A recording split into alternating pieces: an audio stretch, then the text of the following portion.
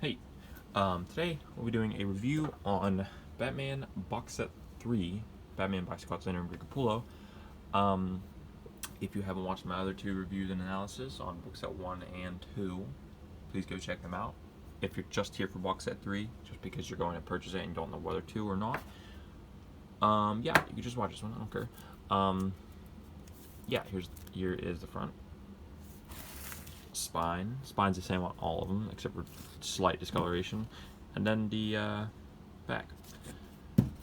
Spine, this actually collects 4 books instead of just the usual 3 for the first two. It's 7, 8, 9, 10. This one unfortunately gets the most brutal, like, I don't know why they decided to super glue this like paper on, but this is bad. That's annoying, very annoying. Like the lip is coming off, and I think it's happening at the bottom too. If I'm not wrong, I think. Yep, look at that one. That's awful. But yeah, that's the only drawback from this set is to expect that stuff, because I checked on Amazon, and this is a reoccurring thing throughout like a lot of people's experience with this box set. But as long as you're not moving it, as long as you're just displaying it, it's fine. It's perfectly fine. But yeah, with that out of the way, let's get into the book, shall we? Okay. Now, this collects Batman Endgame, Batman Superheavy, and Batman Bloom, and finally Batman Epilogue. Now, let's get into Batman Endgame. This is, I'd say, the third best out of the entire 10-volume run. It is a phenomenal story, an amazing story, and it's really hard to talk about this whole book without giving spoilers away, just because it's such a huge thing that happened, especially for the next one. But yeah, I'm not gonna get into too much spoilers. Just gonna flip through it a little bit. I don't want to do the end because that's major spoilers, but amazing story. I would recommend, you don't have to, but I would recommend reading Batman Eternal before you read this, just because it has characters like, I think her name's Wing or something like that. I can't even remember, to be honest, but that's Harper, basically. She's from, I think she gets introduced in the Court of Owls story or the Death of the Family story, but she becomes the superhero in Batman Eternal, and it's not really explained all too well here. So I would recommend reading Batman Eternal before, like I said, reading this, but you don't have to. It's not necessary. It's just, yeah, I just read it. I read it before. I didn't read all of it. I haven't read all of it, but I read enough to where I got introduced to the characters. I read most of it to where I can understand what's happening. I can, like, have a full understanding of every character, which I'm a freak about. Like, if there's a character that's already been introduced that I have no idea about, I have to know more about that character. But amazing story. Batman and Joker face off once again, but this time it's a big one. It's a pretty huge event. Like I said, I don't want to give too much away. It's really worth the read without me giving too much away. But yeah, that was Batman Endgame. This is Batman Volume 8 Superheavy. This was probably, I think this is honestly the thinnest volume.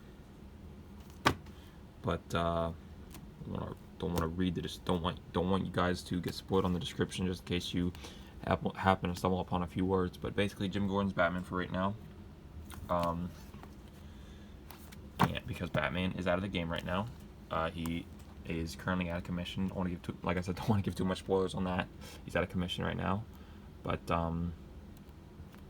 it's a good read. I think this is the one that introduced Bloom as a villain, which was pretty interesting.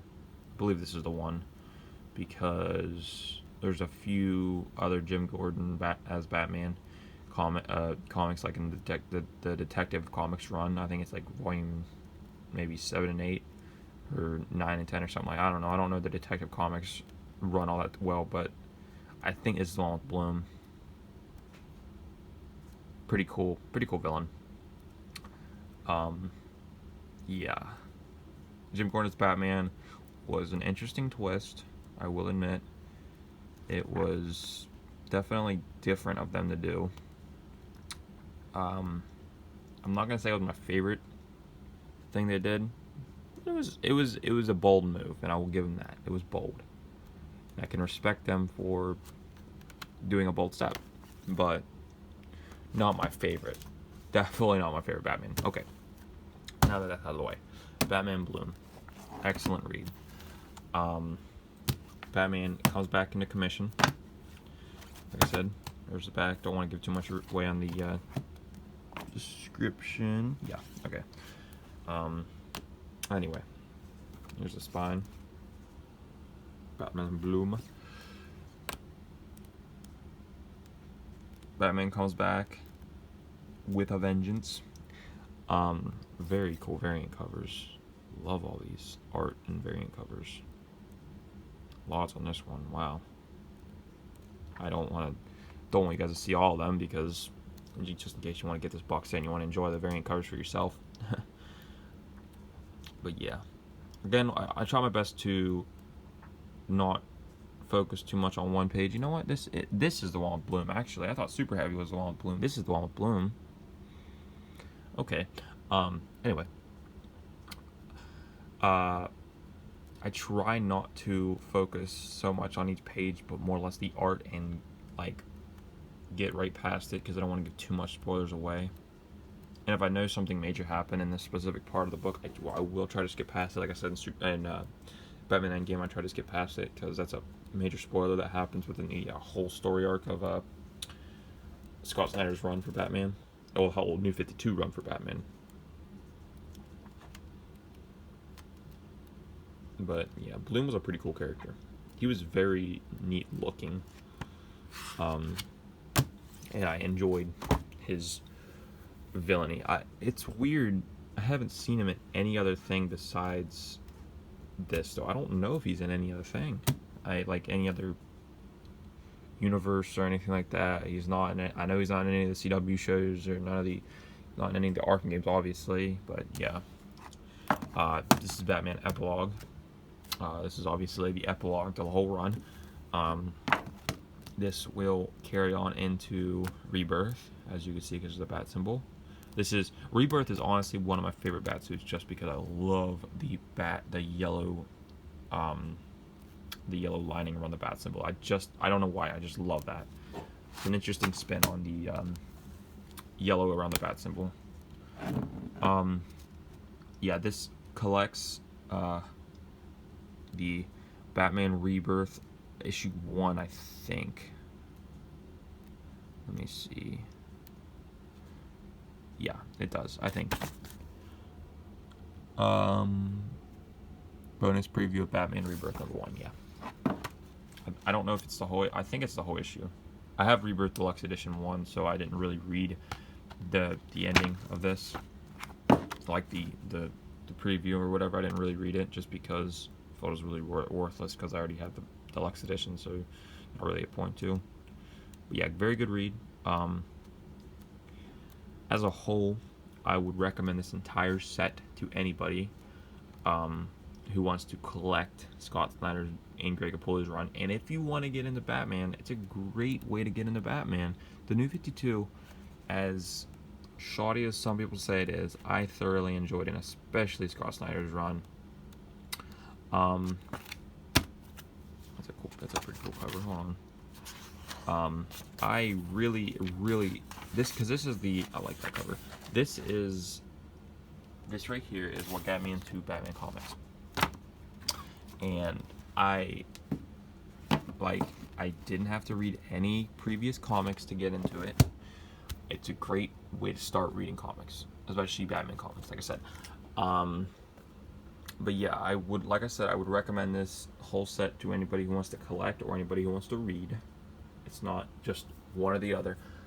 It's a very nice looking collection piece. And yeah, in total, if they ever lower the price of this, because like I said in the first one, this is like $107 for some reason, but regularly these are all $40, so you're gonna spend around 120 on all of them in total.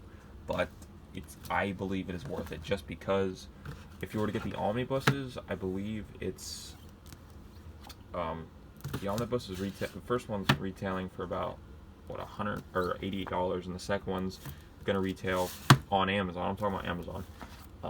For about 112. But if you're looking at regular old omnibus retails at regular stores, you're looking at 125 each. So I would definitely recommend these as a good substitute. This whole story arc is just phenomenal, and if, like I said, wanting to get into Batman, great way to start. Love Batman, always love Batman. Good story to read. This is also a very good introductory onto Scott Snyder and Greg Capullo's art and writing. So I would recommend any book they put out together, and any book they put out by themselves. It's a phenomenal. They're always phenomenal reads. Scott Snyder is one of the best writers of our generation, especially in comic format. Made pinnacle stories for Batman. You know, you got the Court of Owls. He did the retelling for the origin story. So, like I said, I mean, I absolutely recommend these. Yeah, and that will wrap it up for the box set trilogy, if you will, box set trilogy of Greg Capullo's run. If you guys have enjoyed this entire trilogy, or if you guys just watched one of them, if you guys just watched this one, just please like and subscribe and comment and give me suggestions on what to review and what to read.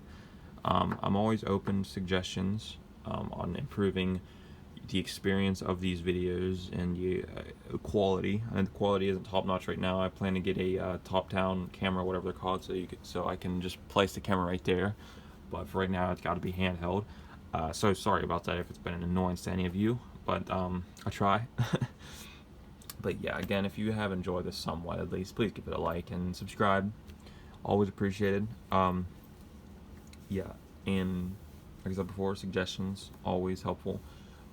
Yeah, we can do each other. Bye, guys.